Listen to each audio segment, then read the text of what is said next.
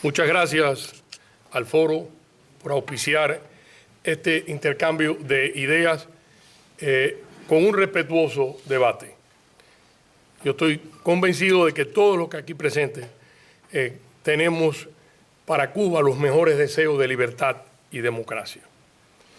Entiendo que la carta, y aquí tengo el primer detalle, la carta al presidente Obama tiene como su mayor debilidad subestimar, repito, subestimar la criminal naturaleza de la oligarquía militar cubana.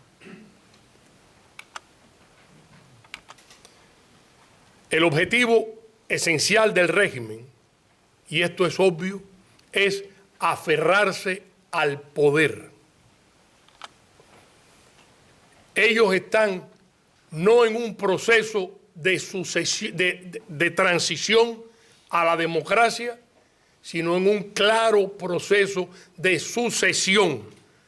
Y ya hace rato han situado a sus hijos y en algunos casos a sus nietos en posiciones claves.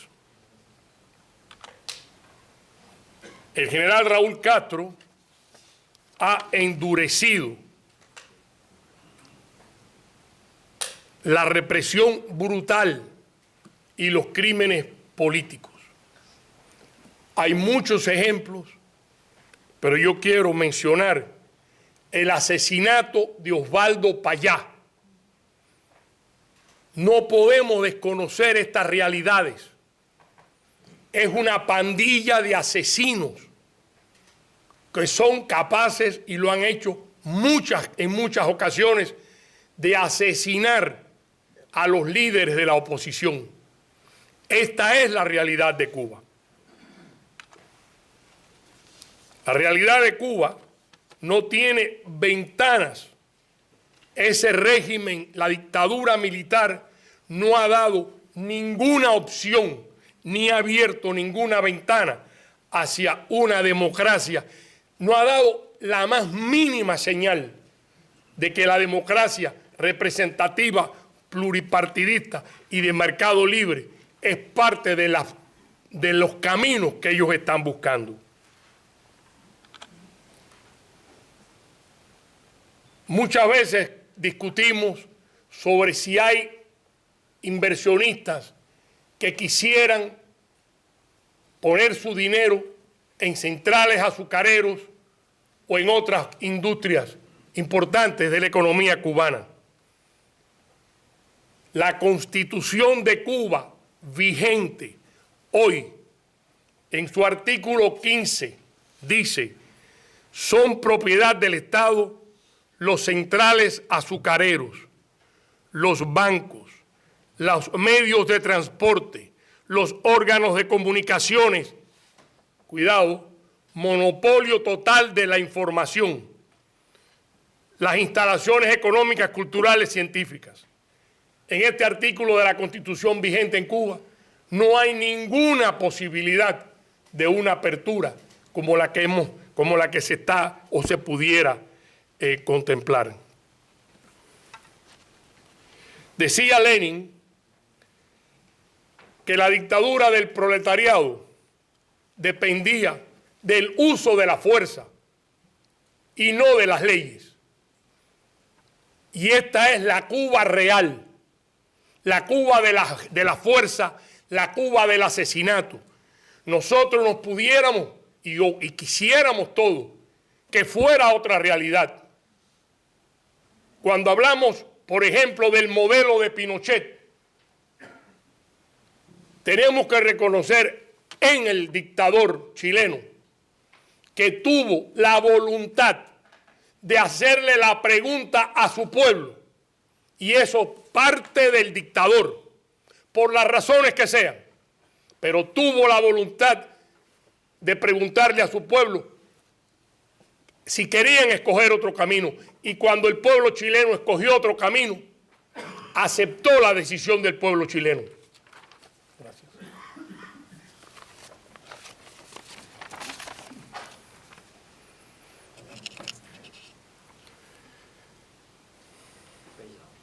Sí. Es importante señalar otro hecho, y cuando hablo de este 65% de los militares controlando la economía, estoy hablando de militares o exmilitares. Si le sumamos los civiles del Partido Comunista, controlan la economía. O sea, cualquier inversionista que vaya a Cuba tiene un altísimo chance de que su socio sea un coronel o un general del MINFAR o del MININ.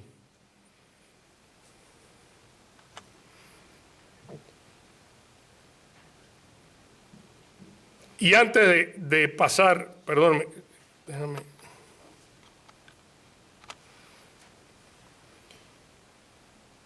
Y en este 65%,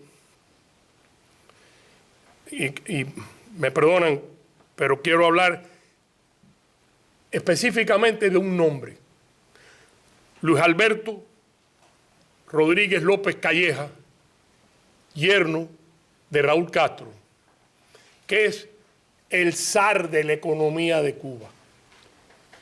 Controla una super corporación, la mayor empresa que hay en Cuba.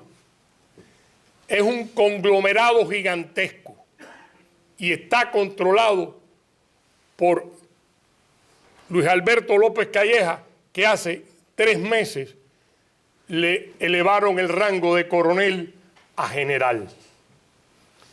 Lo que nos dice es que no tienen la menor idea, porque podían haber puesto a un civil.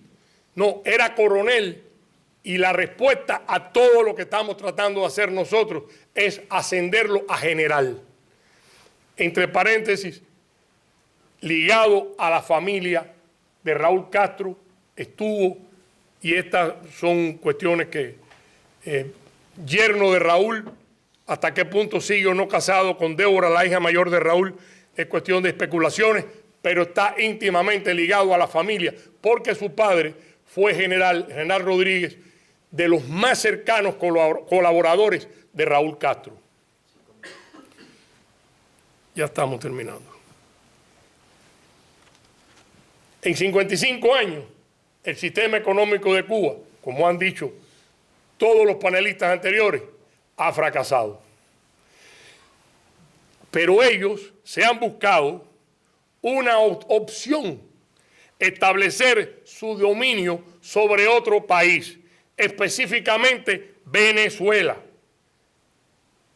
Es increíble que una sociedad tan pobre como la sociedad cubana y una revolución fracasada en términos de bienestar del pueblo haya sido capaz, y nos demuestra lo eficiente que son en esta área, de controlar a Venezuela.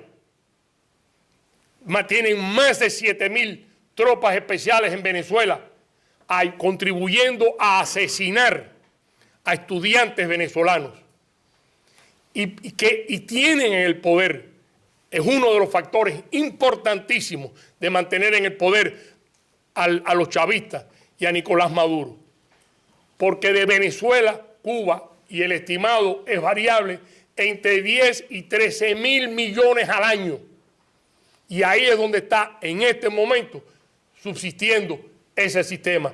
Y ellos tienen instrucciones de defender este subsidio a sangre y fuego.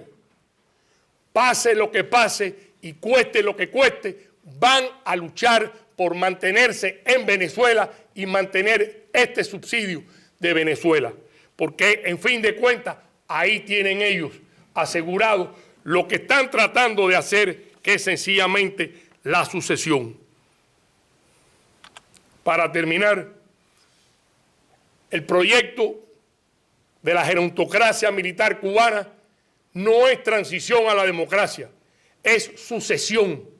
Ellos, sus hijos y sus nietos en el poder. Y esa es la realidad que no podemos subestimar. Yo estoy de acuerdo con todos los panelistas en que tenemos que hacer un profundo análisis, un profundo estudio estratégico de esta situación, pero tratar de ajustarnos, no subestimar la naturaleza criminal del régimen de Raúl Castro, porque es un gravísimo error. Sin embargo, sí creo que tienen puntos vulnerables que tenemos que estudiarlos, tenemos que ver cómo podemos llegar a golpear por esos puntos vulnerables. Porque al final, como todos creemos en la libertad y creo que juntos podemos buscar ese camino. Muchas gracias.